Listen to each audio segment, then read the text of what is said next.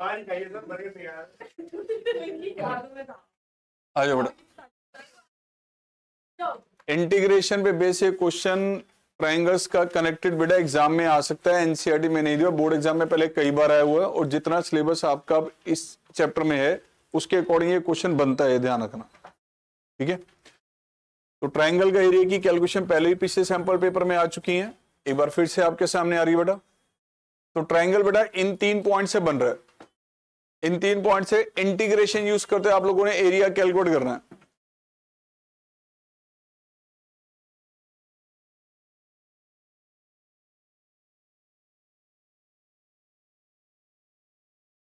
Sir 0 1 2 3 4 5 6 7 8, जिन बच्चों ने नहीं कर रखा पहले प्लीज साथ साथ करें इसको।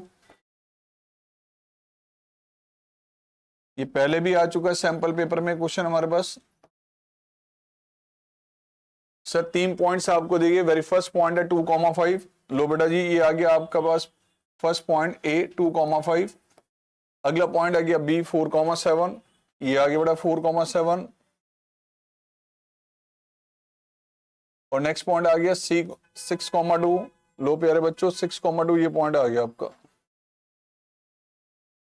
इन 3 पॉइंट से ट्रायंगल बन रहा है आपका।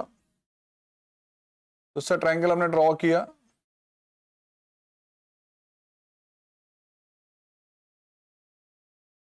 दिस इज अ ट्रायंगल जिसका एरिया आपको कैलकुलेट करना है। इस ट्रायंगल का एरिया कैलकुलेट करने के लिए सर हमने इंटीग्रेशन के जरिए जब वर्किंग करनी है इसकी, तो प्यारे बच्चों यहां हमें पहले ए से एक परपेंडिकुलर ड्रॉ करना पड़ेगा। ये हमने ए से परपेंडिकुलर ड्रॉ किया, इस पॉइंट से एक परपेंडिकुलर ड्रॉ किया हमने, कुछ उसी तरह से सी से हमने ड्रॉ किया। तो सर ट्रायंगल का एरिया ध्यान से देखिए, area of triangle ABC. Sir triangle का एरिया निकालना है तो पहले आप 2 से लेके 4 तक, 2 से लेके 4 तक सर अगर हम ए बी को इंटीग्रेट करें तो ए बी के नीचे का सारा एरिया आ जाएगा। सर 2 से लेके 4 तक जब हमने ए बी को इंटीग्रेट किया तो प्यारे बच्चों एरिया आपके पास कौन सा आएगा, जब आपने इसको इंटीग्रेट किया तो सर वो ये वाला एरिया आ गया। ए बी को इंटीग्रेट करने से ए बी के नीचे का सारा एरिया आ गया ये। उसके बाद आपने 4 से लेके 6 तक, सर 4 से लेके 6 तक अगर हम BC को इंटीग्रेट करेंगे तो BC के नीचे का सारा एरिया आपको मिल जाएगा। यानी BC को इंटीग्रेट किया तो सर ये वाला एरिया फिर से आ गया आपके पास। ये कंप्लीट एरिया इन दोनों को ऐड करने पे आ चुका है। अब मुझे अगर ट्रायंगल का एरिया कैलकुलेट करना है तो सर ट्रायंगल का एरिया निकालने के लिए मुझे ये वाला एरिया जो AC के नीचे का है लेस करना है। तो सर ये वाला एरिया अगर हम इसमें से लेस कर दें तो ट्रायंगल का एरिया बच जाएगा, राइट। तो सर अभी इन दोनों को ऐड करने पे कंप्लीट शेडेड एरिया मिल रहा है। और अगर मुझे कैलकुलेट करना है सर ट्रायंगल का एरिया तो मुझे लेस करना पड़ेगा 2 से लेके 6 तक, फ्रॉम 2 to 6 किसके नीचे का एरिया लेस करना है सर, AC के अंडर जितना भी एरिया उसको लेस करना है। और जैसे आपने AC के एरिया का ये एरिया लेस किया तो सर आपके पास ट्रायंगल का एरिया बच गया। तो ये आपको कैलकुलेशन इस मैनर से करनी है। अब तीनों साइड्स की इक्वेशन चाहिए हमें, AB की इक्वेशन, BC की और AC की, तीनों की इक्वेशन चाहिए। तो प्यारे बच्चों आओ पहले तीनों की इक्वेशन निकालें हम। A पॉइंट गिवन है 2,5, B पॉइंट गिवन है आपको 4,7, C पॉइंट आपको गिवन है 6,2। तो sir equation of AB 2 point form से कैलकुलेट करें तो sir y minus y1, A और B को यूज कर रहे हैं हम, y minus y1, y2 minus y1 is equal to x minus x1 over x2 minus x1। Sir denominator में यहां भी 2 है और यहां पर भी 2 आ रहा है तो ये 2 कैंसिल आउट हो जाएगा। रिजल्ट आ जाएगा सर y किसके इक्वल, x प्लस 3। लो प्यारे बच्चों ये पहली इक्वेशन आपको मिल गई है ए बी की। उसी तरह से equation of BC, sir BC की इक्वेशन कैलकुलेट करें।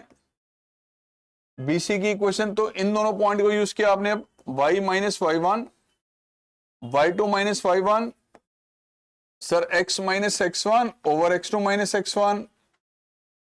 तो प्यारे बच्चों ये आ गया y माइनस 7, डिनोमिनेटर माइनस 5 था, यहां मल्टीप्लाई कर दिया आपने, -5 से यहाँ मल्टीप्लाई किया तो ये आ गया बेटा। एंड सर 7 को राइट साइड ले लें तो y किसके इक्वल आ जाएगा बेटा? 34 - 5x/2। लो प्यारे बच्चों, ये नेक्स्ट इक्वेशन आ गई सर BC की। ऐसे ही sir equation of AC, sir AC की इक्वेशन निकालें A पॉइंट और C पॉइंट को यूज करते हुए। तो सर y - y1, इस पॉइंट और इस पॉइंट को यूज किया बेटा हमने, y2 - y1 x - x1 over x2 - x1। तो सर y - 5 यहां था -3, इससे मल्टीप्लाई किया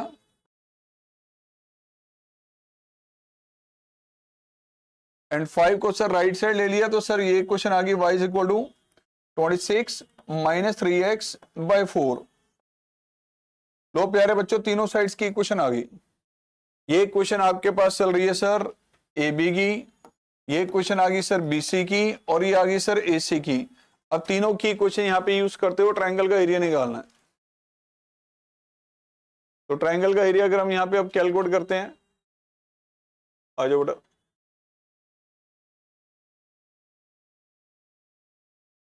रिप्लेस किया सर फ्रॉम 2 to 4। AB में से सर ये आ गया x+3, सर 4 से लेके 6 तक BC को इंटीग्रेट किया हमने। BC है sir 34 - 5x/4 and sir from 2 to 6 AC को आपने सब्ट्रैक्ट किया तो 26 - 3x/4। कहाँ हुआ? अच्छा, थैंक यू जी। लो जी, इसको 2 कर दिया। अब सर इंटीग्रेट करके इसका फाइनल आंसर निकालें। चलो सर x²/2 प्लस में 3x, लिमिट्स आ गई प्यारे बच्चों 2 to 4, और यहां 1/2 आपने बाहर ले लिया, बाकी का integration 34x - 5x²/2। Sir limits आ गई इसकी 4 से लेके 6 तक। उसके बाद सर 1/4 बाहर लिया, बाकी का इंटीग्रेशन किया हमने। सर बाकी का इंटीग्रेशन किया 3x²/2, लिमिट्स आ गई प्यारे बच्चों 2 से लेके 6 तक। तो 4 यहां पे रिप्लेस किया 16/2 8 प्लस में 12 माइनस में आ गया सर 2 प्लस में 6। प्यारे बच्चों उसी तरह से सर आपने यहाँ पे 6 रिप्लेस किया तो ये आ गया सर 204 माइनस 90। लोअर लिमिट 4 यहां पे रिप्लेस किया आपने sir,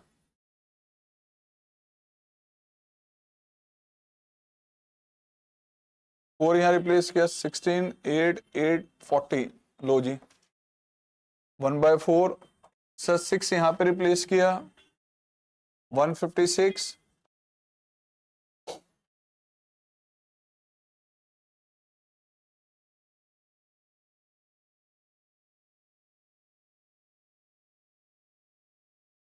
this is 12 - 8 plus half of, sir ये आ गया आपका 114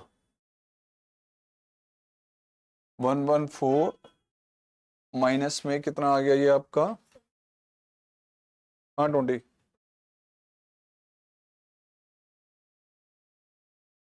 शर्म नहीं आती तुम्हें बदतमीज? मैं कर लूं कैलकुलेशन? हाँ इसमें करना थोड़ा बहुत तो पड़ेगा, मैं तो सही आदत डलवा रहा हूँ, आप गलत आदत पे मत जाया करो हमेशा। हाँ तो कितना आ जाएगा 96 आ गया -1/4। प्यारे बच्चों ये आ गया आपका 102 माइनस में 46। ठीक है, सो 12 प्लस हाफ ऑफ 14 एंड 4 18 -1/4। प्यारे बच्चों ये आ गया आपका 58। ठीक है जी, क्या हो गया यार, तुम ना मेरा ध्यान मत भटकाया करो तुम लोग, ठीक है?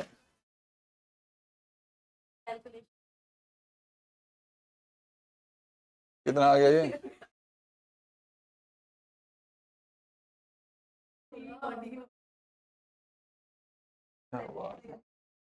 थैंक यू जी। तो हमारा इतना प्यारा आंसर आया, देख लो बेटा।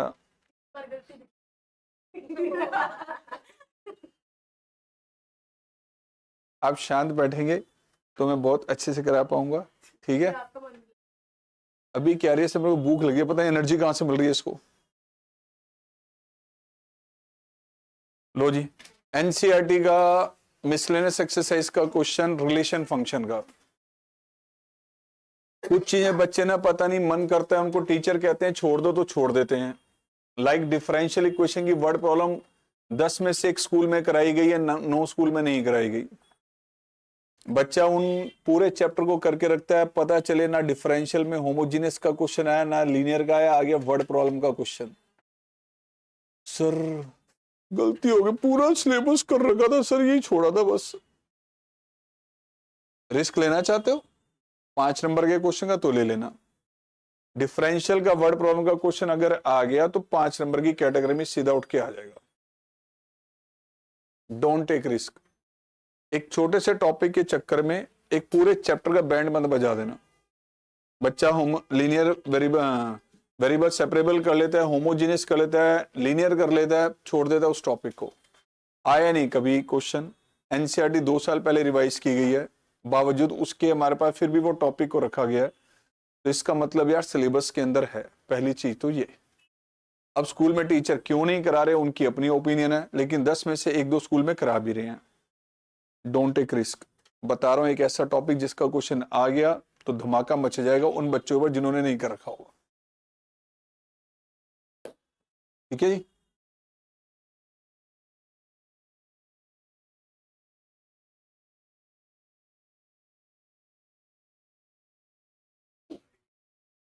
और बेटा देखो ये given a non empty set x, consider P of x. P का मतलब होता है सर ये प्रोबेबिलिटी नहीं है, it is called power set. Sir क्या होता है ये, मान लीजिए आपको एक सेट दे दिया गया सर, सेट कंटेनिंग 1 और 2। कितने एलिमेंट्स इसमें आ रहे हैं? 2 आ रहे हैं सर। इसके सबसेट्स अगर हम बनाए हम तो एक सेट में n एलिमेंट है तो सबसेट बनते हैं 2 की पावर n। क्योंकि इसमें 2 एलिमेंट्स हैं तो सर इसके सबसेट्स बनेंगे 2 की पावर 2, यानी 4 सबसेट्स बनेंगे। पहला बन गया sir null set, set containing 1, set containing 2 and set containing sir 1 और 2, राइट। ये सारे सबसेट बन गए इसके। इन सारे सबसेट्स को अगर एक बड़े से सेट में बंद कर दें तो सर इसको कहते हैं power set. It is called power set of A. अब इस क्वेश्चन में कह रहा है कि given a non empty set x. Sir एक सेट दिया गया एक्स जो नॉन एम्प्टी है, खाली नहीं है, कोई एलिमेंट तो जरूर है उसमें। कितने हैं ये भी नहीं बताया। Sir consider P of x. अगर मान लो कि मैं इस सेट को सर एक्स से डिनोट कर देता हूं तो ये सर जो बना है इसको कहेंगे पावर सेट ऑफ एक्स, जिसको ऐसे लिखा जाता है। ओके, पावर सेट के अंदर जितने भी एलिमेंट होते हैं सर सारे ही सबसेट्स होते हैं। ये भी एक सबसेट है, ये भी एक सबसेट है, ये भी एक सबसेट है, ये भी एक सबसेट है। किसका सबसेट है? एक्स का। किसका सबसेट है? पावर सेट एक ऐसा सेट होता है जिसके अंदर जितने भी एलिमेंट आ रहे हैं these are the subset of किसके सबसेट? एक्स के। ठीक है, आगे कह रहे सर पावर सेट ये आपको एक दिया गया, मैं एक एग्जांपल के तौर पे ले रहा हूं, ये लेना नहीं है, क्वेश्चंस करते हुए आपने ध्यान रखना। Define R in the power set of X. Sir इसी से कनेक्टेड आपका एक रिलेशन बना दिया गया। क्या रिलेशन बना दिया गया?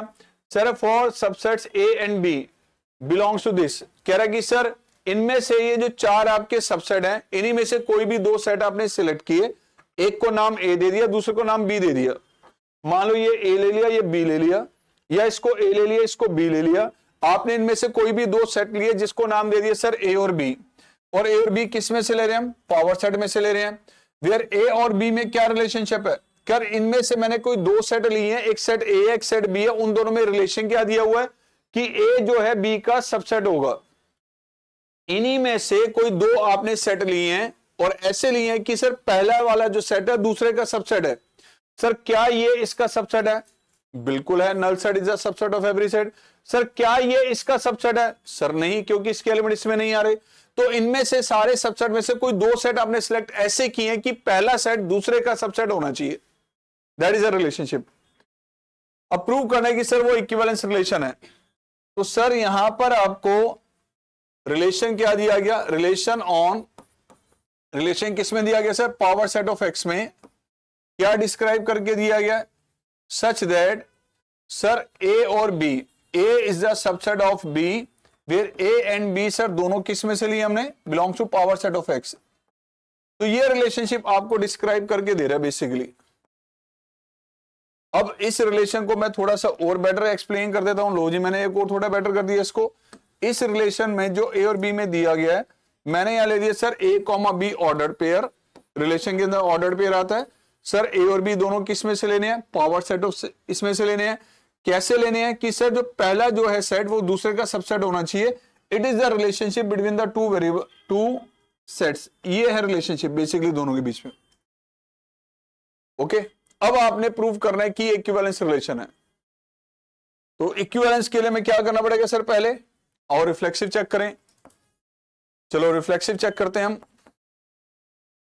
For every set A belongs to this, sir for every element A belongs to this set, क्या ए कॉमा ए रिलेशन में आएगा, you are to verify this.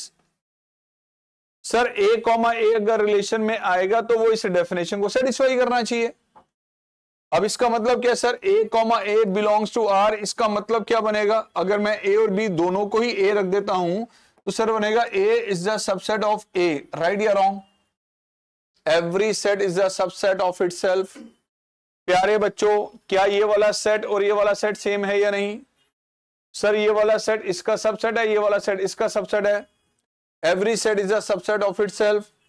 Sir A जो है ए का सबसेट होगा, सो आर इज रिफ्लेक्सिव, इसलिए प्यारे बच्चों आर रिफ्लेक्सिव हो गया। फिर आ जाए सर सिमेट्रिक के लिए, अच्छा सर मैं क्या कहना है कि ये जो रिलेशन है इक्विवेलेंस है या नहीं, इसको जस्टिफाई करना है। रिलेशन अगर ये इक्विवेलेंस होगा, जहां करिएगा बैठिए, अरे जहां जगह मिल रही है बैठ sir,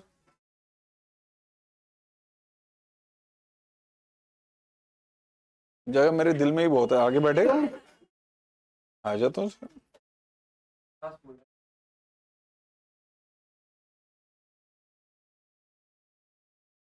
For every a and b belongs to set power set of x, sir अगर a कॉमा b रिलेशन में आ रहा है, then sir b comma a doesn't belong to r, ये रिलेशन में नहीं आएगा। सर क्यों, प्यारे बच्चों a comma b belongs to r का मतलब क्या है, इट मीन्स कि a जो है सर b का सबसेट हो, a जो है b का सबसेट है, ए के सारे एलिमेंट बी में आ रहे हैं, तो जरूरी है सर क्या बी के भी सारे एलिमेंट ए में आएंगे। मान लो सर ए सेट ये ले लिया, बी सेट ये ले लिया 1,2, सर क्या ये वाला सेट इसका सबसेट है, सर यस। क्या ये वाला सेट इसका सबसेट है, सर नहीं। ए बी का सबसेट है तो this implies B is not the subset of A, हो भी सकता है बट होगा जरूरी नहीं है। तो sir B comma A doesn't belong to R. For example, अब आप रीजन देंगे सर, फॉर एग्जाम्पल सर मान लीजिए one set containing 1 is the subset of set containing 1 and 2, but set containing 1 and 2 is not the subset of set containing 1। ठीक है, इसको हमने ए मान लिया, इसको हमने बी मान लिया। ए बी का सबसेट है लेकिन बी ए का सबसेट नहीं है। और सर थर्ड, अब बात करें ट्रांजिटिव की, तो ट्रांजिटिव होगा या नहीं, ट्रांजिटिव होगा या नहीं। For every A B and C belongs to set power set of X, sir अगर ए कॉमा बी रिलेशन में आ रहा है, यानी कि सर ए अगर बी का सबसेट है, B comma C belongs to R, इसका मतलब सर B जो है C का सबसेट है, ए बी का सबसेट है यानी ए के सारे एलिमेंट बी में है, बी सी का सबसेट है यानी कि बी के सारे एलिमेंट सी में है, तो प्यारे बच्चों ऑटोमेटिकली ए के सारे एलिमेंट तो सी में अपने आप आ जाएंगे। तो sir confirm A comma C belongs to R. तो सर यही आपने यहां लिखना है, A comma B belongs to R का मतलब क्या हुआ कि sir A is the subset of B, B comma C belongs to R. What does it mean? B is the subset of C. A के सारे एलिमेंट बी में है और बी के सारे एलिमेंट सी में है, तो सर इसका मतलब हुआ ए के सारे एलिमेंट बी में है और बी के सारे एलिमेंट सी में है, तो ऑटोमेटिकली सर ए के सारे एलिमेंट सी में आएंगे, यानी A comma C belongs to R, A comma C belongs to R. क्या रिफ्लेक्सिव था? बिल्कुल था। सिमेट्रिक सर नहीं है। ट्रांजिटिव बिल्कुल है। क्या इक्विवेलेंस होगा? सर नहीं होगा। एग्जाम्पल प्यारे बच्चों तब देना होता है जब वो सिमेट्रिक ना हो, ट्रांजिटिव ना हो, तब देना होता है, यही बताया गया था स्टार्टिंग से। अगर सिमेट्रिक है, रिफ्लेक्सिव है, तो आपको कोई एग्जाम्पल नहीं देना, बस अपना रीजन कंप्लीट करना है। एग्जाम्पल देना तब है जब वो उसका रिलेशन सेटिस्फाई ना हो रहा हो। ठीक है, क्या करे बेटा, महीने डेढ़ महीना बच्चा आएगा तो कई चीजें दिमाग से निकल जाती हैं। क्या नहीं ले लिया।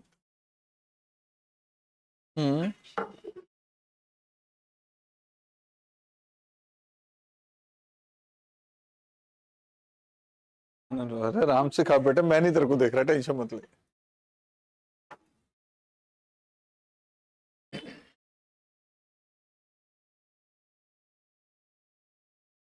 मरने के टाइम पे तो बेटा एक का इंतजार होता है कि वो आए लेने हमें, हम तो उसका इंतजार करेंगे। ठीक है, नहीं नहीं वो समय मेरा निकल चुका है। ठीक है, ये हाँ मेरी मैडम को पता है, डोंट वरी, उनको टेंशन नहीं, उनको पता मैं रोज गुनगुनाता हूँ। ठीक है, बात कर रहा हूँ अभी, उनको पता है ये।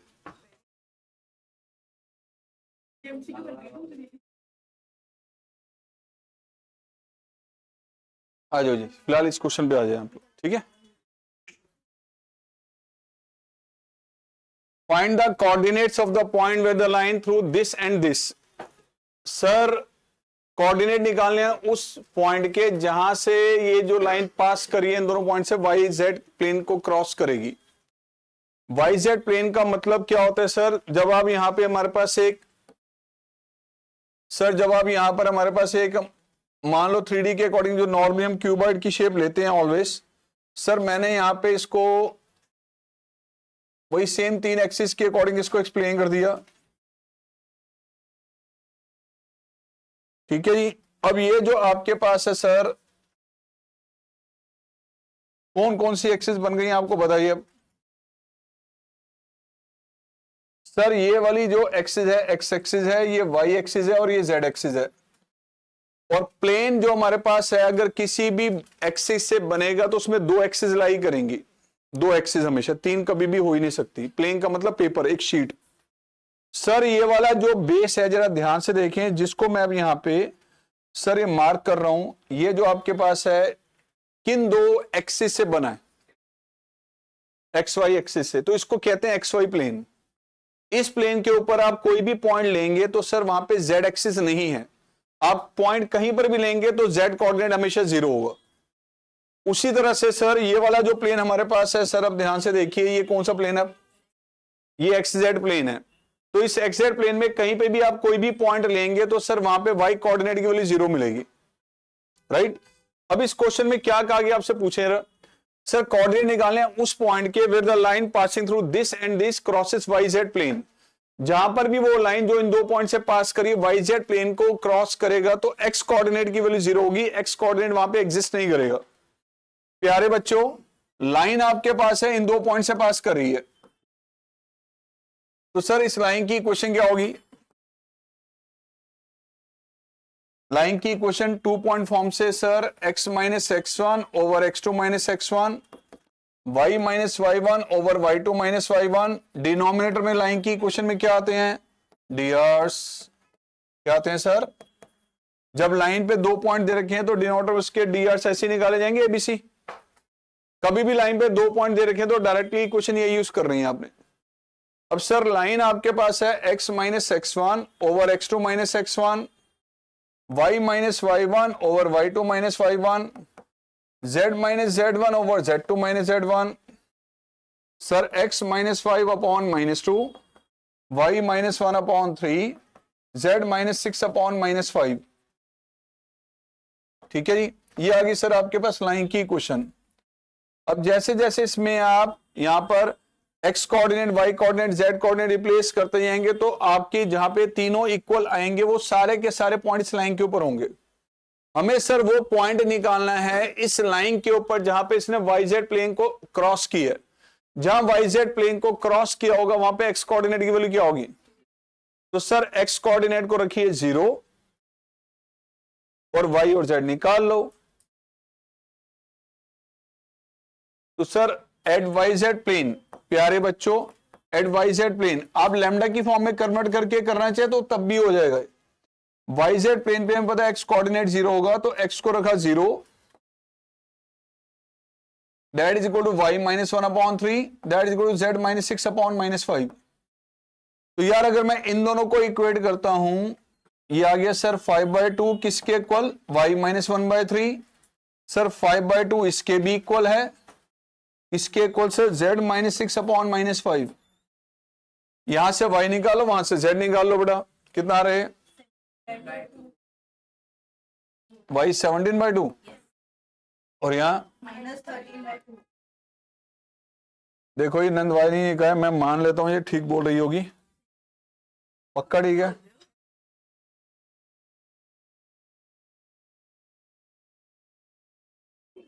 वायरल एक ही बच्चा होना चाहिए ना। ठीक है, तो पॉइंट क्या होना बेटा?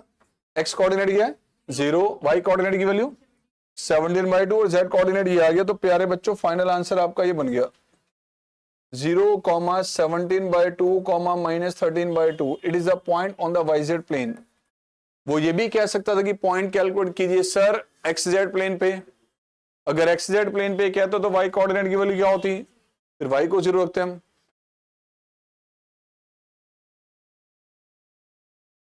बड़ा बेसिक सा सिंपल सा क्वेश्चन आपके सामने आ गया। ये प्रॉपर्टी है, ध्यान रखना आप लोगों की, डिटर्मिनेंट से कनेक्टेड, जिसको वेरीफाई करने के लिए कहा गया।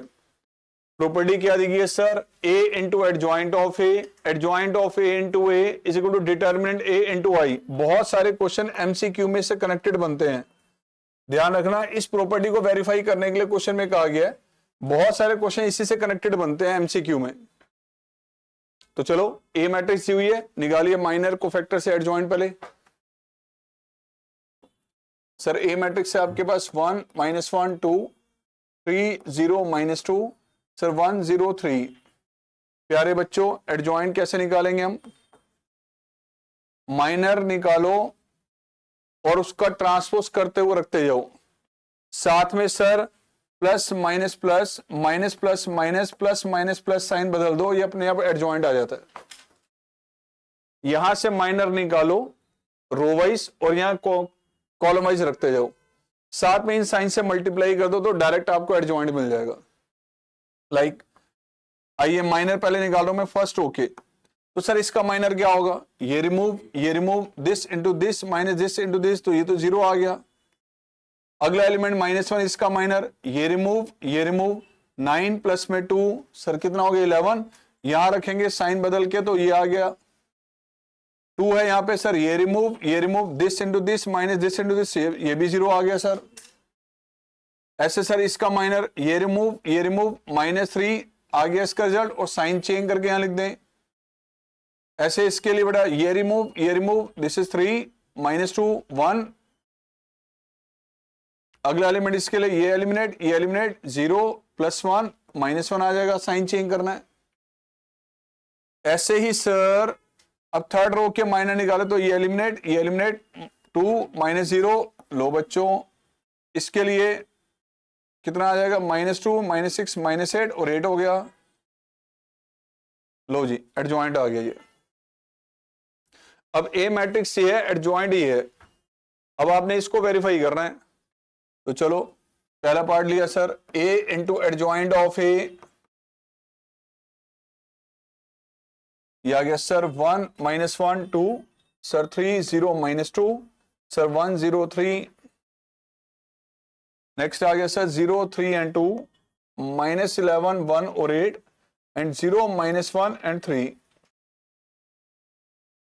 आइए मल्टीप्लाई करें बेटा, दिस इंटू दिस, ये आ गया सर 11 ही आ रहा ना, दिस इंटू दिस किया आपने 3 माइनस 1 2 2 एंड माइनस 0, लो जी सर 0 0 11 0 0 0 11, ये आएगा रिजल्ट। लो क्यों आएगा सर ये, क्योंकि सर राइट साइड में चाहिए डिटर्मिनेंट ए इंटू आई, आई मैट्रिक्स में सिर्फ डायगोनल के एलिमेंट को छोड़ के बाकी सब जीरो होते हैं, तो जो फर्स्ट मिलेगी बाकी सब में आनी चाहिए। अगर आपने ऊपर की वाली सारी ढंग से निकाली है तो आंसर यही आएगा।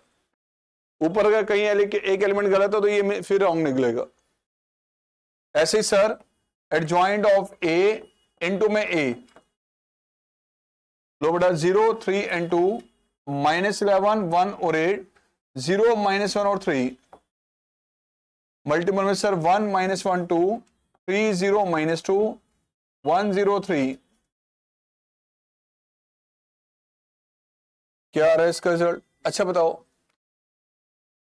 फिलहाल अभी इसका रिजल्ट क्या आ रहा है, चलो चेक करो। दिस मल्टीप्लाई दिस, ये 0 9 plus 2 11, this multiply this 0, this multiply this, मुझे पता है आगे यही आएंगे तो मैं डायरेक्ट लिख रहा हूं बेटा, ठीक है जी। आपको चेक करना पड़ेगा। तो सर यहां से 11 कॉमन ले लीजिए, ये आ गया 1 0 0 0 1 0 0 0 1, तो प्यारे बच्चों ये आ गया 11 इंटू आइडेंटिटी मैट्रिक्स।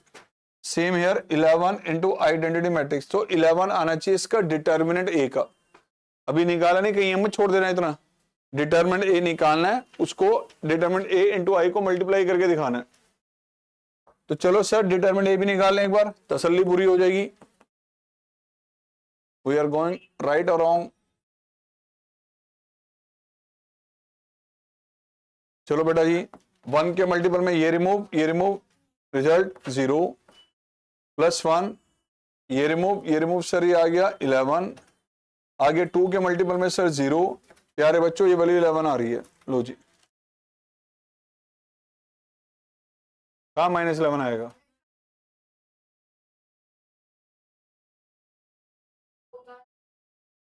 एक सेकंड, यहां कह रहे हैं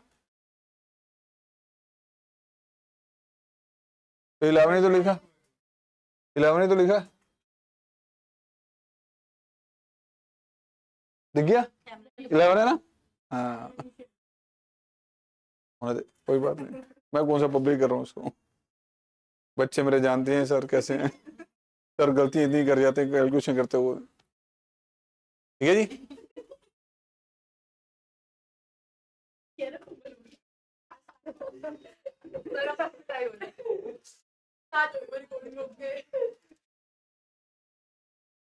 क्या करें, कुछ बच्चे बड़े कमीने होते हैं, जितना मर्जी प्यार से समझा लो मानते ही नहीं, माँ बाप के लाड में बिगड़ चुके होते हैं। कोई बात नहीं, मुझे पता है बेटा माँ बाप का प्यार तेरे पे ज्यादा बरस रहा है और तू उसको संभाल नहीं पा रहा इसलिए बिगड़ रहा है, ठीक है। आइए चलो देखो इधर, read the following passage and answer the question given below. Utkarsh was doing a survey on a school.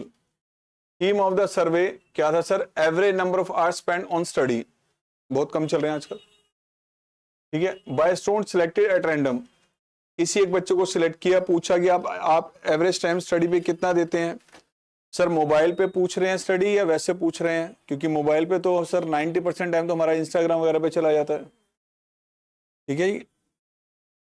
तो इधर at the end of the survey he prepared the following report related to the data.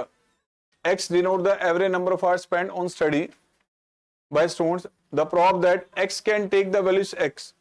Sir x की जो values हमारे पास है, x क्या define करे कि number of hours studying hours हमारे पास कितने चल रहे हैं, उसकी वैल्यू गिवन है सर, या तो 0 आवर्स या 1 आवर्स या 2 आवर्स या 3 या 4, उसके अलावा है ही नहीं।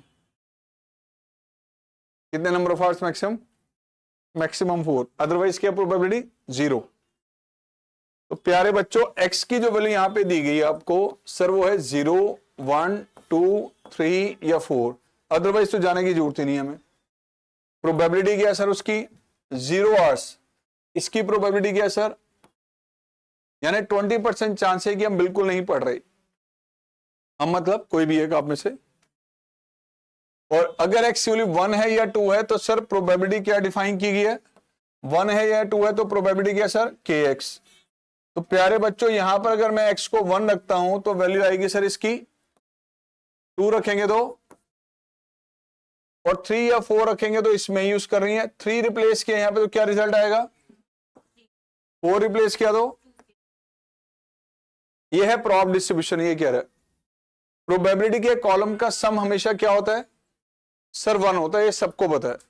तो इस कॉलम का टोटल हमारे पास 1 आना जरूरी है। This plus this plus this plus this कितना हो गया 8k प्लस, लो जी 8k प्लस में 0.2। सारे बच्चों को पता है कि प्रोबेबिलिटी के कॉलम का टोटल होता है 1, इसका मतलब सर 8k प्लस में 0.2 इसकी वैल्यू है 1, यानी 8k का रिजल्ट आ गया 0.8। प्यारे बच्चों k की वैल्यू कितनी आ रही है 0.1। तो पहले पार्ट में यही पूछा गया what is the value of k, sir k की वैल्यू है 0.1।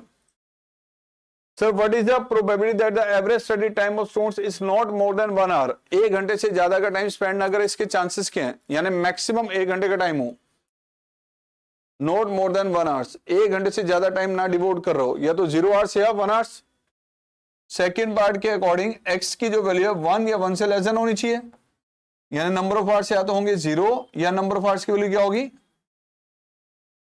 इसकी प्रोबेबिलिटी बतानी है बच्चों। तो सर 0, 1 की प्रोबेबिलिटी कितनी चल रही है हमारी 0.2 प्लस k, और k की वैल्यू यहां रख दें तो क्या आ जाएगा answer, what is the probability that the average study time is at least 3 hours, कम से कम 3 घंटे का टाइम हमारे पास डिवोट करा बच्चा स्टडी में, यानी x की वैल्यू 3 हो या 3 से ग्रेटर, x की वैल्यू 3 इसकी प्रोबेबिलिटी या 3 से ज्यादा। तो बेटा 3 और 4 की प्रोबेबिलिटी मिला के कितनी बन रही है 5k, 5k, k की वैल्यू यहां रख दे तो क्या बन जाएगा ये 0.5। 50% चांसेस हैं कि बच्चा कम से कम 3 घंटे पढ़ रहा होगा। आगे कह रहा है what is the probability that the average study time is at least 1 hour, कम से कम 1 घंटा स्टडी कर रहा हो, कम से कम एक या एक से ज्यादा। तो सर ये वाली लेस कर दो प्रोबेबिलिटी उसमें से, आंसर क्या आ जाएगा यस। थर्ड का जो सेकंड ऑप्शन है सर x की वैल्यू 1 या 1 से ग्रेटर हो, ये निकालना है, दैट इज इक्वल टू 0.8। अब इतने सिंपल क्वेश्चन भी कई बार एग्जाम में आ जाते हैं। चलें इससे आगे आ जाओ जी। ऐसे क्वेश्चन आने के चांसेस रिलेशन फंक्शन के केस स्टडी में ज्यादा हैं, ध्यान से देख लो जरा। Sir consider the function f from a to b defined by fx is equal to x square. Function दिया गया sir from a to b, प्यारे बच्चों fx आपको दे दिया x स्क्वायर। अब यहां फंक्शन x स्क्वायर की कुछ और दे दे, मॉड x दे दे, ग्रेटेस्ट इंटीजर x कुछ और बना के दे दे। पहला part let a be the set of real number, what should be a set b to make this function surjective। Sir अगर a सेट जो है रियल नंबर का सेट होगा तो सर b सेट में क्या लेना चाहिए सो दैट कि ये फंक्शन सरजेक्टिव बन जाए। सर सरजेक्टिव फंक्शन तब होता है जब कोडोमेन और रेंज दोनों सेम हो। अगर यहां पर आपके पास ये रियल नंबर का सेट हो जाए, सर अगर a सेट रियल नंबर का सेट बन जाए तो सर हमें b सेट क्या रखना है, b should be the range, range होगी तो सर तभी सरजेक्टिव होगा, यानी कोडोमेन और रेंज अगर दोनों सेम बन जाएंगी तभी तो फंक्शन सरजेक्टिव होगा। और रेंज निकाल लो इसकी, अगर x रियल नंबर है तो सर x का स्क्वायर ऑलवेज पॉजिटिव आएगा, यानी y की वैल्यू 0 या 0 से ग्रेटर आएगी। तो सर रेंज क्या बन गई सर, 0 से लेके कहां तक प्यारे बच्चों, इसकी रेंज बन रही है 0, सर बी सेट होना चाहिए ये। अगर बी सेट आपके पास ये होगा तब फंक्शन सर्जेक्टिव होगा। फर्स्ट पार्ट का आंसर ये है, पॉजिटिव रियल नंबर ही होते हैं और क्या। हाँ लिख दो, पॉजिटिव ना लिख के नॉन नेगेटिव लिखें तो उसमें 0 भी शामिल रहेगा बेटा फिर। हाँ लिख सकते हैं, स्पेसिफाई जरूर करना कि r प्लस में 0 इंक्लूडेड है। कई बार वो अलग अलग बुक्स में अलग अलग से एक्सप्लेन कर देते हैं वो। आगे क्या है बेटा, अगर ए सेट में 3 एलिमेंट है, how many element should be in B to make F bijective. प्यारे बच्चों एक चीज मैंने आपको पहले ही बताई थी, फिर से बता रहा हूं। अगर ए सेट और बी सेट में, ध्यान से सुनना मैं क्या कह रहा हूं, नंबर ऑफ एलिमेंट ए में और नंबर ऑफ एलिमेंट बी में अगर इक्वल होंगे तभी फंक्शन बाइजेक्टिव बनता है। अगर इसकी काउंटिंग ज्यादा है ए की और बी की काउंटिंग एलिमेंट्स की कम है, या बी की ज्यादा और ए की काउंटिंग कम है, तो कभी फंक्शन बाइजेक्टिव बन ही नहीं सकता। बाइजेक्टिव होने के लिए जरूरी है कि ए में और बी में नंबर ऑफ एलिमेंट्स की काउंटिंग एग्जैक्टली सेम होनी चाहिए। दिमाग में घुसा लो इसको। क्या कह रहा है वो, ए सेट में कितने एलिमेंट है, कह रहा बी सेट में कितने एलिमेंट लें सो दैट की फंक्शन सर बाइजेक्टिव बन जाए। 3 ही एलिमेंट होंगे सर, क्योंकि ए में 3 है तो बी में 3 एलिमेंट ही होंगे तभी बाइजेक्टिव बनेगा। अगर ए में काउंटिंग ज्यादा है बी में कम है, या बी में काउंटिंग ज्यादा है ए में कम है, तो बाइजेक्टिव नहीं बनेगा। इंजेक्टिव की पॉसिबिलिटी बन सकती है, बाइजेक्टिव नहीं बनेगा। अब ए सेट में क्या कह रहा है, सर ए में 3 एलिमेंट है, how many minimum elements, how many minimum elements are required in set B to make F 1 1 and into.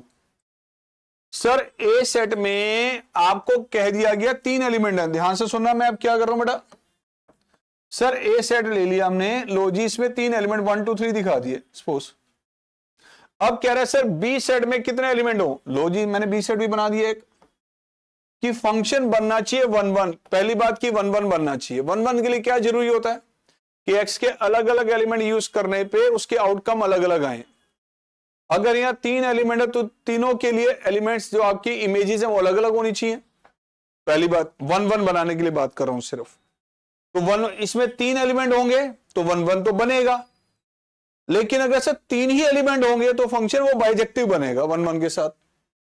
वो कह रहा है सर इनटू भी होना चाहिए। क्या होना चाहिए सर, इनटू का मतलब क्या है सर, इनटू का मतलब क्या है कि सर इसमें एलिमेंट ज्यादा होने चाहिए। मान लो सर मैंने यहां ले लिया ए, ले लिया बी और ले लिया सी, 1 1 तो बन जाएगा। मान लो इसकी इमेज ये है, इसकी इमेज ये, इसकी इमेज ये 1 1 तो बन गया। लेकिन सर ये ऑन टू भी बन गया। अब ऑन टू क्यों बन गया, क्योंकि हर एलिमेंट की प्री इमेज है इसमें, कोडोमेन और इन दोनों सेम है।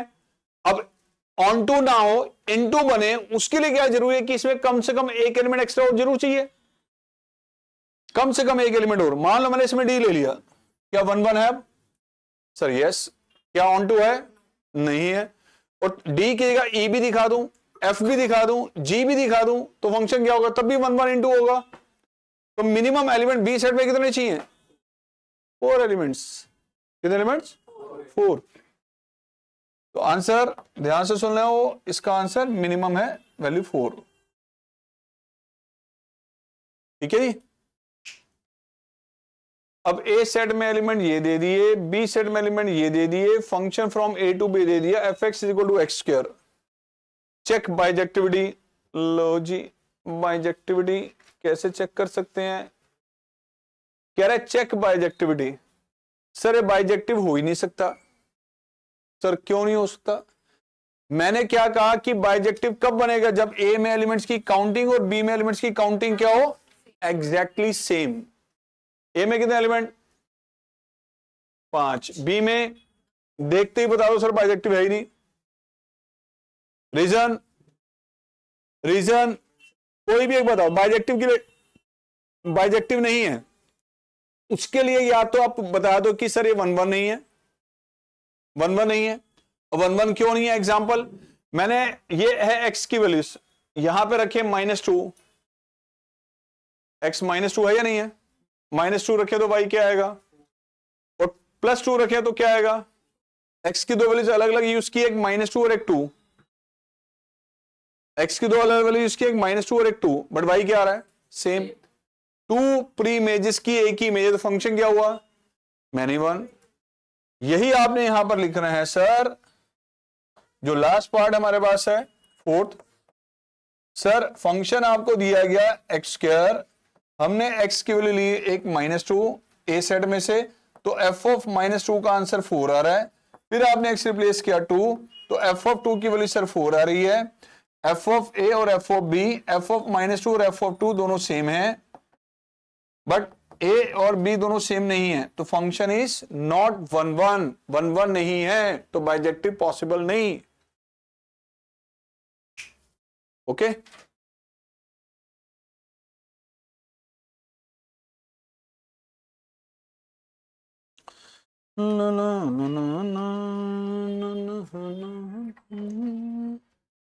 लो जी, लास्ट क्वेश्चन इस सिंपल पेपर का क्या कह रहे हैं?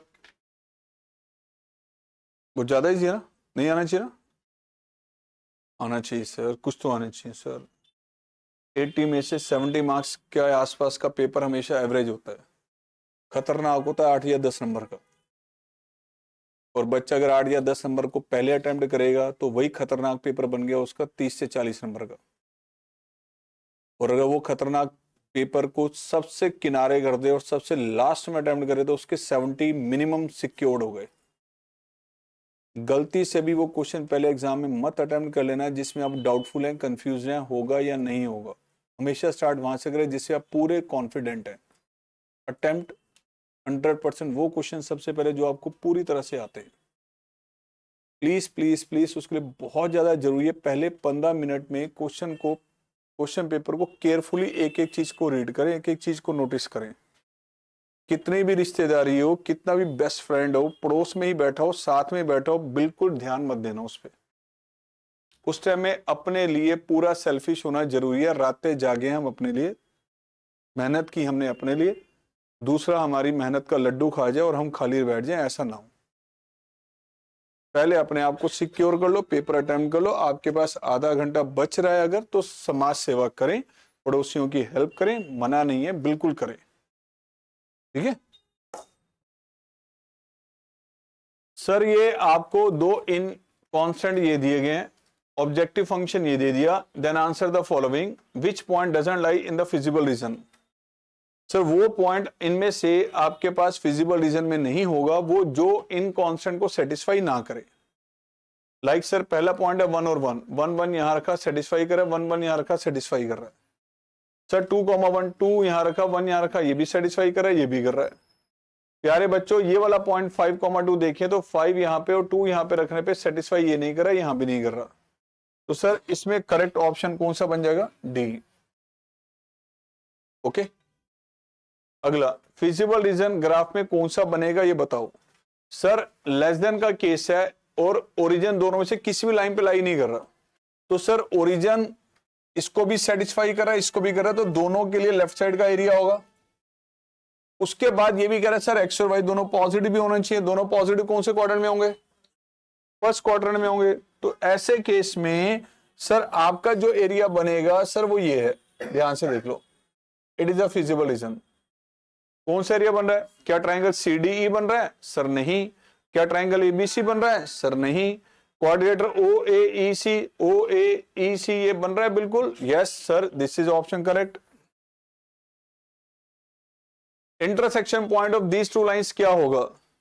सर x प्लस वाई की वैल्यू अगर मैं यहां 5 रख देता हूं, इसमें से 2x अलग कर दूं और x प्लस वाई को 5 रख दे तो x आ रहा है 2, x2 है तो y3 है। प्यारे बच्चों आंसर x2 और y3, it is the intersection point. तो C पॉइंट के कोऑर्डिनेट 2,3 है, ध्यान से देख लो। ठीक है हो गया पेपर ओके। चलो पेपर नंबर 11 आपका कंप्लीट हो गया।